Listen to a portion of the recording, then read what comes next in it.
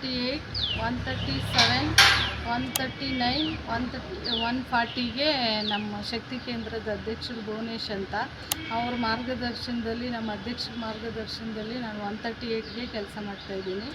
ನಮ್ಮ ಏರಿಯಾ ಪ್ರಬಲ ಆಕಾಂಕ್ಷಿಗಳಾದ ದುಷ್ಯಂತ್ ರಾಜ್ ಅವರು ಬಂದಿದ್ದಾರೆ. ಇಲ್ಲಿ ಜನಗಳಿಗೆ ಏನು ಸಪೋರ್ಟ್ ಆಗಿ ಏನು ಬೇಕಾದರೂ ಕೆಲಸಗಳು ಮಾಡಿಕೊಡ್ತಾ ಇದ್ದಾರೆ.